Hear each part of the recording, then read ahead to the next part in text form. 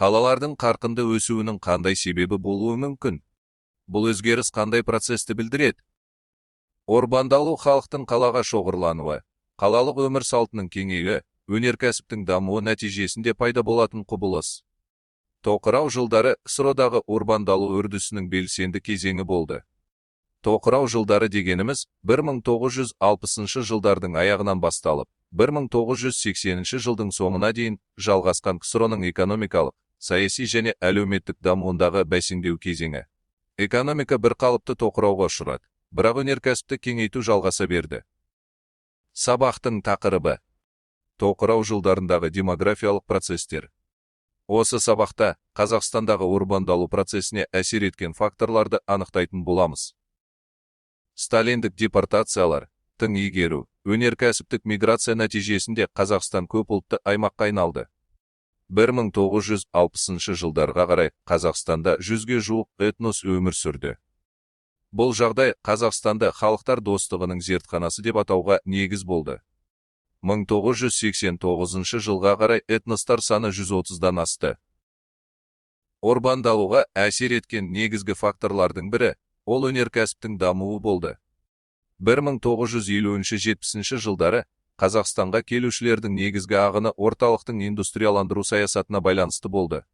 Республикада бүкіл одақтық деңгейде маңызды саналатын Қарағанды металлургия комбинаты, Павлодар екібастұз энергетикалық кешені, Маңғыстау мұнайгаз кешені, Теміртау, Рудный, Балқаш, Жезқазғандағы ірі зауыттар сияқты өнеркәсіп құрылыс нысандары салынды. Бұл кәсіпорындарды жұмыс күшімен толықтыру үшін одақтың түкпір-түкпірінен мамандарды, инженерлерді, жұмысшыларды тартты. Қазақстандағы урбандалуға әсер еткен келесі фактор тың игеру.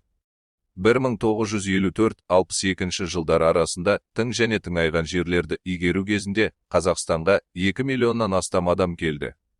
Бұл ауыл шаруашылығын дамыту мақсатымен ұйымдастырылған жаппай көші-қон болды. Салдары: қазақ халқының үлесі төмендеп, республиканың этнодемографиялық құрылымы өзгере түсті.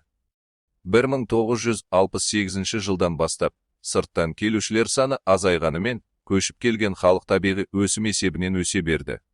1970 жылы халық саны 13 миллион, 1979 жылы 14 миллион 600 мың, 1989 жылы 16 миллион 500 мыңнан астам болды. 1989 жылғы санаққа сәйкес, қазақтар 40%, орыстар 37,4%-ды құрады. Қалған пайызы негізгі этностар: немістер, украиндар, өзбектер, татарлар, ұйғырлар, корейлер болды. 9 этнос бүкіл халықтың 95,6%-ын құрады. Қазақстанның көпұлтты құрылымы дәл осы кезеңдерде түпкілікті орнықты. Қазақстандағы урбандалудың ерекшеліктері. Қазақстанда 1960-80 жылдары жаңа қалалар мен жұмысшы кенттері пайда болды. Инфрақұрылым дамыды, жолдар, темір жол, тұрғын үйлер, мектептер, ауруханалар салынды. Қала халқының үлесі үздіксіз өсе бастады. 1970 жылғы санақта алғаш рет қала халқы 50,3% болып, ауыл халқы санын басып озды. Бұл кезеңнен бастап Қазақстан көпшілік қалалық елге айналды. Бүгінгі таңда Қазақстандағы урбандалу үрдісі жалғасуда. Халық ірі қалаларға шоғырлануда. Қызмет көрсету, бизнес, логистика, IT салалары қалалардың өсуіне әсер етеді.